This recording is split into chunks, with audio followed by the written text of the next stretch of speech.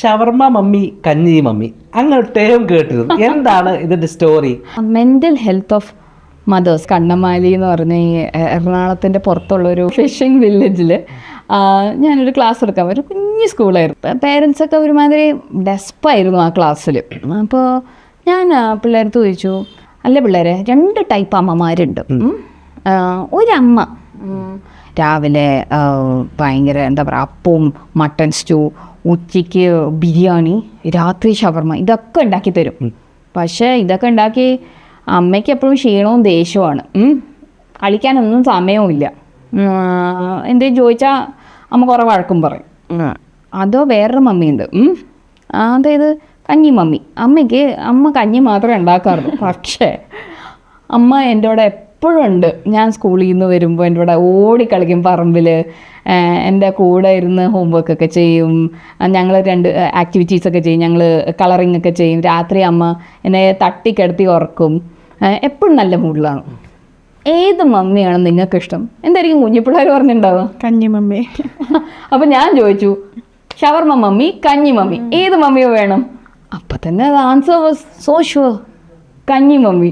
അപ്പോൾ അതാണ് ഇത്. പിന്നെ എൻ്റെ ഒരു ട്രെൻഡിങ് ടോപ്പിക്കായിരുന്നു. ഞാൻ ഏത് സ്കൂളിൽ പോകുമ്പോഴും കഞ്ഞി മമ്മി, ഷവർമ മമ്മിയെ പറ്റി പറയുള്ളൂ. ട്രെൻഡിങ് മാത്രമല്ല, ഭയങ്കര റെലവൻ്റ് ആണ്. കാരണം ക്വാളിറ്റി ടൈമാണ് മനുഷ്യർക്ക് എല്ലാവർക്കും വേണ്ടത്. കുട്ടികൾക്ക് കൂടുതൽ ഇപ്പോൾ ഈ ഇടിയപ്പവും കടലക്കറിയും ഉണ്ടാക്കി ഇങ്ങനെ അടുക്കളയിൽ കിടന്നൊരു മെഷീൻ പോലെ ഇങ്ങനെ രാവിലെ തൊട്ട് അല്ലേ രാവിലെ പണിയെടുക്കുന്ന ഒരു അമ്മ നമുക്കൊരിക്കലും അവൈലബിൾ ആയിരിക്കില്ല. പിന്നെ ആ ഒറ്റയ്ക്ക് പണിയെടുക്കുന്നതിൻ്റെ ടെൻഷനും ഫ്രസ്ട്രേഷനും ഇതെല്ലാം കൂടി നമുക്കിട്ട് 2 തന്നും ദേഷ്യപ്പെട്ടും പിന്നെ ഭർത്താവിൻ്റെ അല്ലേ ഇങ്ങനെയൊക്കെ ആയിരിക്കും തീർക്കുക. ശരിക്കും പ്രോട്ടീൻ റിച്ച് ഫുഡ് കുട്ടികൾക്ക് വളരെ സിമ്പിളായിട്ട് ഉണ്ടാക്കി കൊടുക്കാൻ പറ്റുന്ന അതിൻ്റെ ഒക്കെ ആവശ്യമല്ലേ ഉള്ളൂ. തീർച്ചയായിട്ടും. പഴമക്കാരുടെ ജീവിതം നോക്കിയാൽ പോരെ. അവരുടെ ആ ഒരു നിങ്ങളുടെ ഒരു മുത്തശ്ശിയുടെ കാലഘട്ടം നോക്കും. അവിടെയൊക്കെ ആൾക്കാർ പ്രായമായിട്ട് വെറുതെ മരിച്ചു പോയിരുന്നു അല്ലേ. ഇപ്പോഴത്തെ പോലെ ലൈഫ് സ്റ്റൈൽ ഡിസീസസ് ഇപ്പോൾ 40 വയസ്സ് 35 വയസ്സിലുള്ള ആൾക്കാർ ഹാർട്ട് അറ്റാക്ക് ആയിട്ട് സ്ട്രെയിറ്റ് മുകളിലോട്ട് പോകണത്. സ്ട്രെസ്സും ഉണ്ട്, പിന്നെ ന്യൂട്രീഷനും ഇല്ല. 2 കാര്യങ്ങളാണ് ഇവിടെ നടക്കുന്നത്. പണ്ടത്തെ ആൾക്കാരെന്ന് പറഞ്ഞാൽ ഭയങ്കര ലളിതമായ ഫുഡായിരുന്നു അവരുടെ. Protein rich food. ഇപ്പം കഞ്ഞി പയർ ഭയങ്കര അടിപൊളി.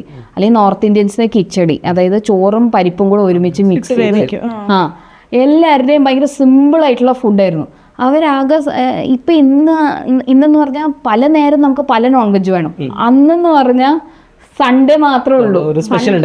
സൺഡേ സ്പെഷ്യൽ ഡേ ആണ്. അതായത് പള്ളി കഴിഞ്ഞോ അമ്പലം കഴിഞ്ഞോ വരുമ്പോൾ ഒരു സംഭവം ഫുഡ് അന്നുണ്ടാവും. എല്ലാവരും കൂടെ വരുന്നൊരു ദിവസം എന്ന് വെച്ചാൽ രാവിലെ. മറ്റേന്ന് പറഞ്ഞാൽ വീക്ക് ഡേയ്സ് ഉച്ചയ്ക്ക് പിള്ളേർ സ്കൂളിൽ പോകുന്നു, അച്ഛൻ ജോലിക്ക് പോയി, വെറുതെ ഉണ്ടാക്കിയത് എന്തിനാ ഇങ്ങനെ സമയം കളയുന്നത്? രാത്രിയിലത്തെ ഫുഡ് മാത്രമാണ് അവിടെ ഇമ്പോർട്ടൻ്റ്. അതും ന്യൂട്രീഷൻ റിച്ച് ഫുഡ് നിങ്ങൾ പറഞ്ഞ പോലെ കഞ്ഞി പയറോ അല്ലെങ്കിൽ റാഗി കുറുക്ക്. പിന്നെ അച്ഛൻ വൈകുന്നേരം വരുമ്പോൾ ഫിഷ് മേടിച്ചുകൊണ്ട് വന്നിട്ട് അമ്മ അത് അടുക്കളയിൽ പോയി ഫുള്ള് വെട്ടി കറി വെച്ച് കട്ടയും മീൻകറിയൊക്കെ ആ ഒരു സ്റ്റൈലായിരുന്നു അല്ലേ. ഇപ്പോൾ എന്ന് പറഞ്ഞാൽ നമ്മൾ എല്ലാ ദിവസവും സ്പെഷ്യൽ ആയിരിക്കണം. ഏതെങ്കിലും നേരം ഫുഡ് ഇല്ലെങ്കിൽ ചൂടാവുകയും ചെയ്യും. എല്ലാവരുടെ കാര്യം ഈ ഒരു ലുക്കുമാണ്. എന്താ നിങ്ങൾക്ക് തോന്നുന്നത്? ബേസിക്കലി ഇപ്പം കുട്ടികൾക്ക് വേണ്ടത് ഇന്റിമസിയാണ്. ഇപ്പം പലപ്പോഴും കണ്ടിട്ടുണ്ട് കുട്ടികളെ ഇങ്ങനെ കുട്ടികളെ കിടത്തിയിരിക്കുകയാണെങ്കിൽ അമ്മയെ നോക്കിക്കൊണ്ടിരിക്കുക. അമ്മ മൈൻഡ് ഒന്ന് ചിരിച്ചില്ലെങ്കിൽ കരയും കുട്ടി. അപ്പം ഈ കുട്ടിയുടെ പോയിന്റ് ഓഫ് വ്യൂവിൽ അമ്മ നോക്കിയിട്ട് അമ്മ എന്നോട് ചിരിച്ചില്ല ഇതായിരിക്കും. അപ്പൊ ഈ കുട്ടിക്ക് വേണ്ട ഒരു ടൈം കൊടുക്കുക. പണി മുഴുവൻ ചെയ്ത് നടുവേന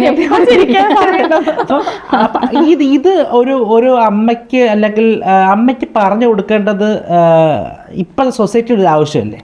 സൊസൈറ്റിയെക്കാളും കൂടുതൽ സ്വന്തം ഹസ്ബൻഡും കൂടെയുള്ള ആൾക്കാർ. നമ്മൾ ഈ ഭാരത് മാത എന്ന് പറഞ്ഞൊരു കോൺസെപ്റ്റ് ഉണ്ട്. സൂപ്പർ വുമൺ, എല്ലാ കാര്യത്തിലും അടിപൊളി. അതിൻ്റെ ആവശ്യമൊന്നുമില്ല. ഏതെങ്കിലും ഒരു കുറച്ച് കാര്യത്തിൽ അടിപൊളിയായാൽ മതി. നമ്മൾ കുട്ടിയായിട്ട് ഉള്ള നല്ലൊരു റിലേഷനാണെന്ന് വെച്ചാൽ നമ്മൾ മനസ്സമാധാനത്തോടെ രാത്രി കിടന്നുറങ്ങാൻ പറ്റുന്ന വെച്ചാൽ അടിപൊളി 10/10. ബാക്കി എല്ലാ കാര്യങ്ങളും കുഴപ്പമില്ലാത്തൊരു കുക്ക്, കുഴപ്പമില്ലാത്തൊരു ക്ലീനർ, കുഴപ്പമില്ലാത്തൊരു ജോലി, നമ്മൾ ചെയ്യുന്ന കാര്യം സിൻസിയർലി ചെയ്യുക. പക്ഷെ നമ്മൾ നോക്കുക എന്താണ് നമ്മുടെ ലൈഫിൽ ഏറ്റവും ഇമ്പോർട്ടൻറ്റ്. എൻ്റെ ഇതിലെപ്പോഴും കുട്ടിയാണ് നമ്മുടെ ലൈഫിൽ ഏറ്റവും ഇമ്പോർട്ടൻ്റ് ആയിട്ടുള്ളൊരു പ്രോജക്റ്റ്. കാര്യം നമ്മളാണ് നമ്മുടെ കുട്ടി ഏറ്റവും സിൻസിയർലി ഏറ്റവും ആത്മാർത്ഥതയോടെ നോക്കുക. വേറെ ആരെയും നോക്കുന്നു, ജംഗ്ഷനിൽ സ്ക്രീൻ നോക്കുന്നു തോന്നുന്നുണ്ടോ? അപ്പോൾ നമുക്കത് ചെയ്യണം എന്ന് പറ്റണമെങ്കിൽ നമുക്ക് നല്ല എനർജി വേണം. എനർജി വേണമെങ്കിൽ കറക്റ്റ് കാര്യങ്ങൾക്ക് എനർജി കൊടുക്കുക.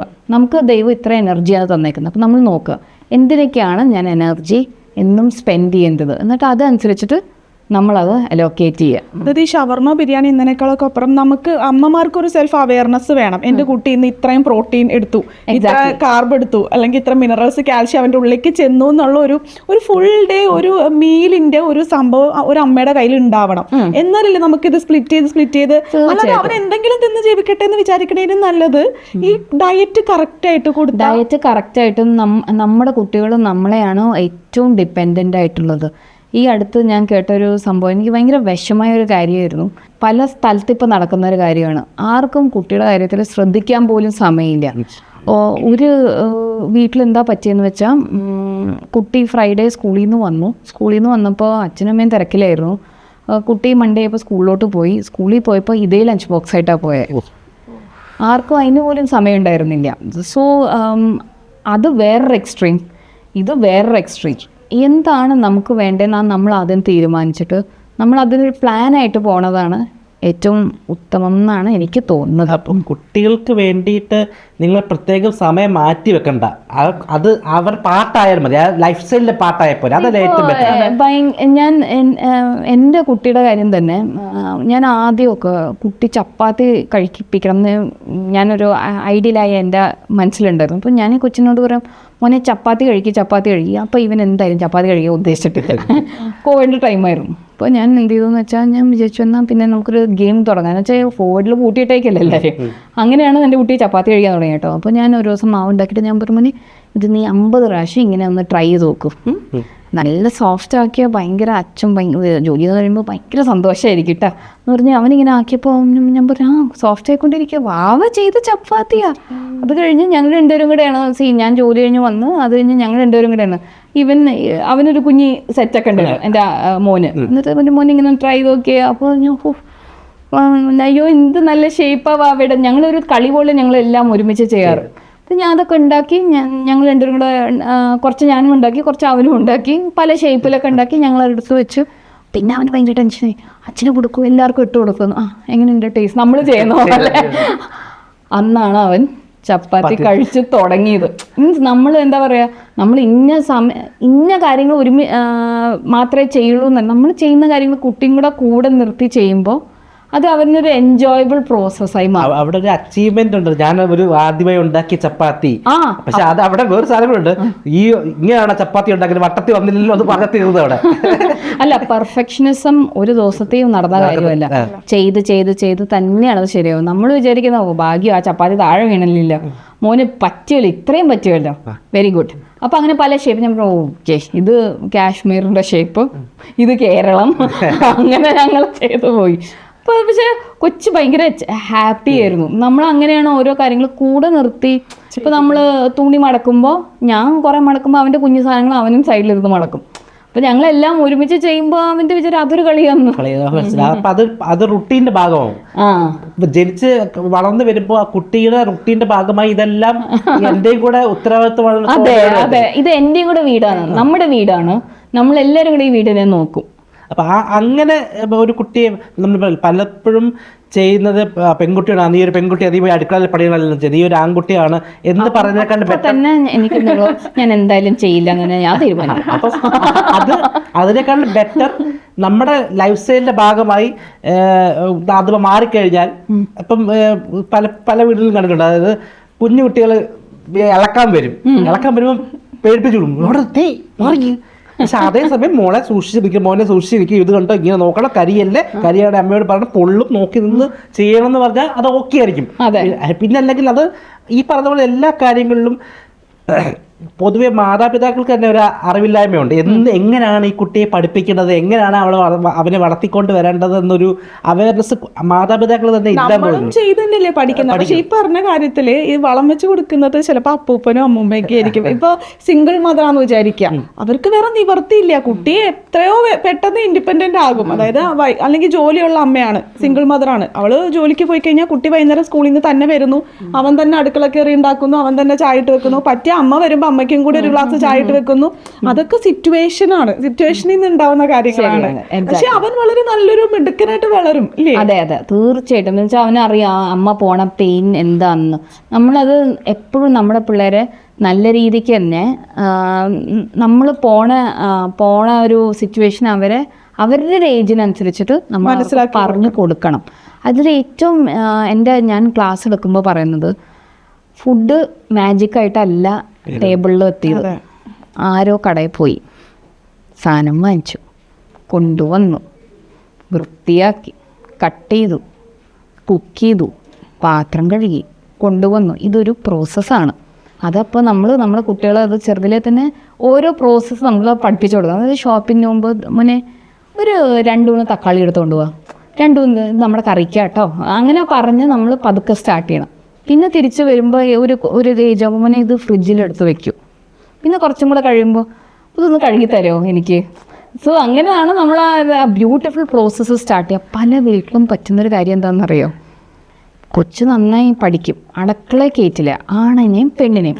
എന്നിട്ട് എന്ത് വെച്ചെന്നറിയോ, ഒരു ദിവസം അമ്മയ്ക്കോ അച്ഛനോ അസുഖമായി, ജോലിക്കാരിയോ വന്നില്ല, ഫുഡില്ല, പോയി ഉണ്ടാക്കടാ ഫുഡ്. ആ കൊച്ച് അവിടെ പോയിട്ട് പിന്നെ ബൾബായി നോക്കണം, അരി ഇങ്ങനെ ചോറായി,